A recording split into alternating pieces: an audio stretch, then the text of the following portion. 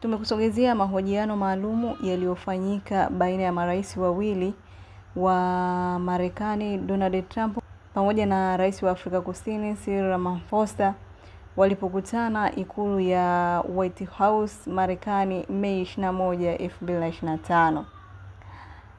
Katika mkutano huo, Rais Trump alianza kwa kumuuliza rais wa Afrika Kusini kwamba kama serikali yake haiungi mkono ubaguzi na mauaji ya wazungu nchini Afrika Kusini, kwa nini hadi leo hawajamkamata kiongozi wa chama cha Economic Freedom Fighters EFF na mbunge wa bunge la Afrika Kusini Julius Malema, ambaye alitangaza hadharani mbele ya umati wa watu kuwa wazungu wanapaswa kuuawa na kupokonywa ardhi zao.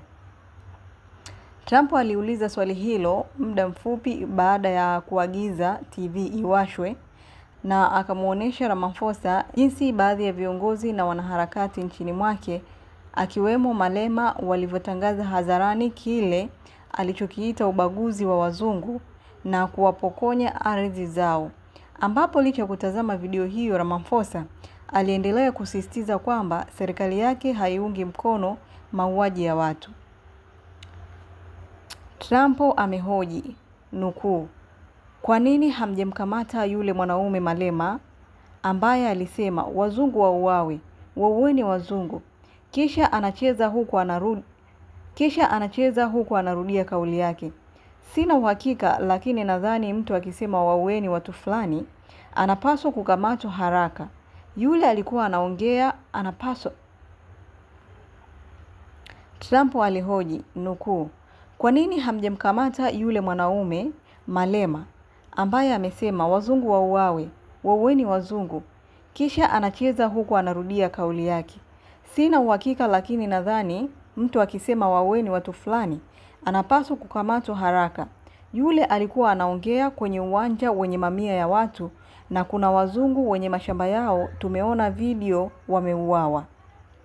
Itakumbukwa katika siku za nyuma, rais wa Afrika Kusini Cyril Ramaphosa alimjibu Rais Trump aliyetangaza kusitisha misaada nchini humo kisa madai ya ukiukwaji wa haki za binadamu na wazungu kunyanyaswa na kupokonywa ardhi zao wanazomiliki, ambapo Ramaphosa alimtaka Trump aache kuingilia mambo ya Afrika Kusini kwa kuwa hayamhusu na kusema ardhi ya Afrika Kusini siyo ya Trump, hivyo hana haki ya kuwapangia cha kufanya.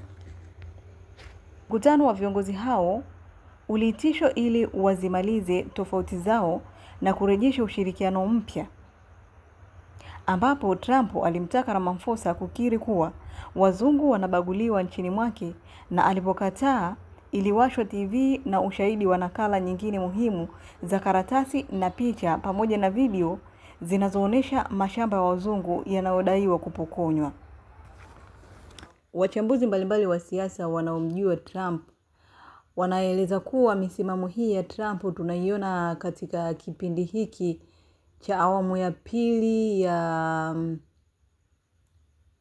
ya urais wake ni misimamo ambayo ilikuwepo toka mwanzo, lakini safari hii inaonekana Trump kama kaja na kundi la watu ambao wana ushawishi juu yake, na mmoja wa watu hao ni bwana Elon Musk ambaye ndio tajiri mkubwa duniani, ambaye pia inaelezwa ana asili ya Afrika Kusini, ambapo bwana Elon mara kwa mara alikuwa akidai kwamba kampeni yake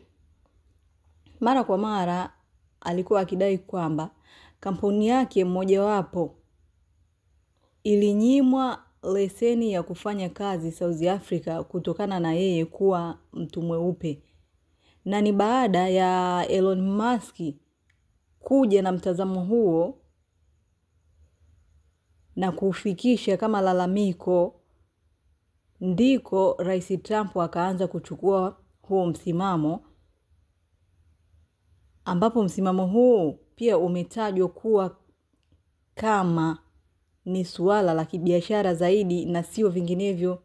Lakini taarifa hizo za Lakini taarifa hizo ambazo amekuwa akimshinikiza Ramaphosa watu wake wamekuwa wabaguzi ni za kuletewa na mshauri wake huyo, ambaye pia anaeleza kuwa amenyimwa leseni hiyo. Sababu mojawapo ya kunyimwa kwa leseni hiyo ni kutokana na rangi yake ya ngozi. Kwa masuala haya, yani yana moja kwa moja wanavyoyatazama, sio masuala ya kiubaguzi, isipokuwa ni biashara zimeingia katikati hapo, kondo likaletwa kwa mtazamo wa ubaguzi.